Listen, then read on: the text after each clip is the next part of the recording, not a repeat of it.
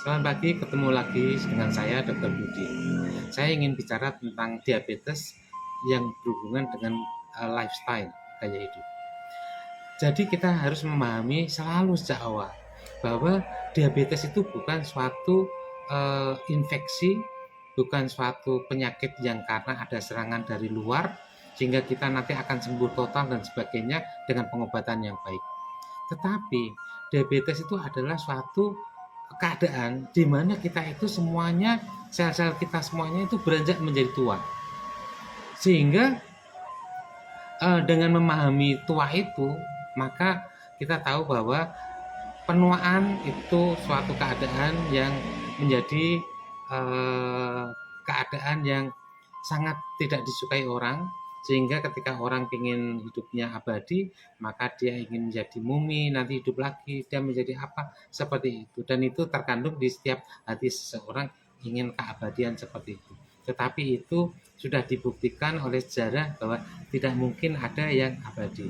Oleh karena itu, sama seperti halnya pikun, ya, diabetes atau hipertensi atau stroke itu adalah keniscayaan yang harus kita hadapi.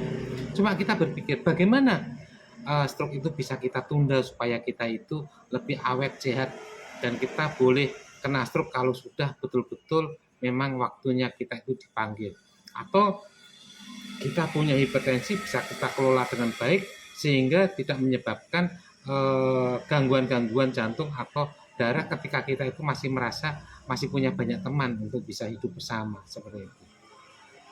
Makanya dalam pemahaman ini kita harus mengetahui bahwa diabetes, stroke, hipertensi adalah harus diobati dengan pengobatan lifestyle medikamentos. Yaitu apa? Bagaimana kita menjadi semakin tua dengan diabetes, dengan hipertensi dan sebagainya, maka yang harus kita ubah adalah gaya hidup kita. Pertama, gaya hidup tentang bagaimana makan makanan yang menjadi energi, tapi juga pada persamaan bisa menjadi penghambat kita. Bagaimana strategi supaya kita makan tetap sehat?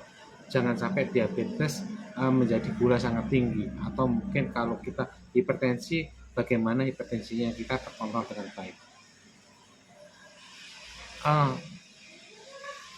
Orang dengan diabetes tidak akan mengalami masalah-masalah komplikasi ketika 1-2 hari dia berbuat tidak salah, besoknya dia langsung mengalami dampak-dampak yang merugikan. Enggak, perlu waktu berulang-ulang lama, bertahun-tahun untuk menjadi seseorang punya dampak komplikasi diabetes. Sehingga kalau kita bekerja pada saat terjadi komplikasi, maka sebenarnya sudah ada kerusakan-kerusakan yang sudah terjadi sebelumnya. Oleh karena itu, kita harus bekerja atau memahami ini jauh sebelum komplikasi itu ada. Sejak muda, sejak umur 35 tahun, kita harus tahu faktor-faktor risiko dan kita mempunyai gaya hidup yang baru, yaitu gaya hidup pola makan. Gula sangat penting untuk energi kita. Gula itu meliputi dari karbohidrat dari gula itu sendiri, madu, makanan, karbohidrat seperti kentang, ketela dan sebagainya, itu adalah makan-makan yang penting. Tetapi kalau jumlahnya berlebihan, maka akan menjadi penyebab-penyebab penyakit-penyakit yang tidak kita harapkan tadi. Sehingga pola makan harus kita perbaiki, dan sayur mayur, buah-buahan, kemudian pola makan yang terjadwal dengan baik, itu membuat tubuh kita dalam mengelola makanan ini menjadi baik, aman, nyaman, sehingga tidak menimbulkan gejolak-gejolak yang dalam jangka panjang akan menimbulkan komplikasi. Kemudian kita harus memahami bahwa ketika kita tua, ketika kita ingin salah satu organ kita, taruhlah dalam hal ini adalah pankreas pada diabetes. Diabetes dengan pankreas semakin menua, produksi insulin berkurang, metabolisme gula semakin tidak bagus, maka kemampuan memetabolisir gula semakin tidak baik. Maka gula harus dikurangi lagi serat-serat harus diperbanyak. Bahkan frekuensi makan harus dibuat sedemikian rupa supaya tubuh tidak bebani. Itu semua adalah gaya hidup. Bahkan pada keadaan tertentu yang memang sudah bisa diatasi dengan makanan yang terjadwal seperti ini, dengan 4 sehat 5 sempurna yang banyak seratnya juga tidak bisa, maka gaya hidup kita adalah gaya hidup treatment medikamentosa, yaitu kita terpaksa menggunakan obat-obat tertentu untuk mempertahankan jumlah insulin kita di dalam tubuh kita supaya insulinnya tetap tinggi. Bagaimana caranya? Yaitu dengan obat-obatan yang sederhana. Obat-obatan apa itu? Obat-obatan banyak sekali di puskesmas, di dokter umum, di klinik, di posyandu itu ada, sehingga tidak menjadi masalah.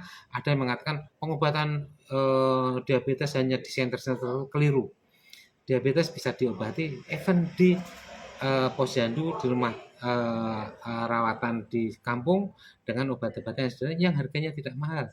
Cuma satu emplek itu hanya 2.000 atau 3.000. Memang ada yang harganya satu emplek bisa 100.000. Nah, tetapi itu semua pilihan Anda dan semuanya itu baik. Yang tidak baik adalah ketika kita menafikan vitamin-vitamin diabetes itu, obat-obat pendorong produksi insulin itu menjadi nisbi. Ini tidak bagus, ini pakai ini, herbal ini dan sebagainya. Yang akhirnya itulah ketidaktahuan yang akan membuat kita ini menjadi terbelenggu dalam kesakitan, bahkan risiko kematian lebih awal. Kemudian gerak fisik. Kita tahu bahwa ketika energi itu berlebihan, maka disimpan di dalam sel, sehingga sel itu ketika berlebihan maka dia akan berubah menjadi lemak. Kalau dirubah jadi lemak, suatu saat akan digunakan lagi untuk energi, dirubah lagi menjadi energi. Tetapi kalau enggak, tubuh kita akan semakin besar. Oleh karena itu, gerak fisik ini akan membuat suatu siklus metabolisme menjadi lancar, menjadi ibarat motor itu otomatis terjadi karburatornya itu seperti dikoroi sendiri. Tapi kalau itu berjalan lambat, maka terjadi banyak pengendapan sumbatan-sumbatan tertentu. Gaya hidup gerak fisik. Yang berikutnya adalah stress management, supaya kita tahu pada batas apa kita itu melakukan pekerjaan untuk mencapai suatu keinginan kita, tapi pada titik tertentu kita tahu bahwa kita memang punya keterbatasan, sehingga kita tidak perlu stres ketika pencapaian yang kita harapkan kita tidak tercapai. Kita sabar dan kita berusaha pelan-pelan semampunya, tercapai syukur, kalau tidak itu memang bukan rezeki kita. Dengan demikian maka gaya hidup kita menjadi tenang, penyakit tenang semuanya, dan sekali lagi itulah holistic lifestyle untuk mengurangi dampak-dampak dari penyakit diabetes, bahkan penyakit-penyakit hipertensi dan penyakit stroke dan lain-lain. Terima kasih.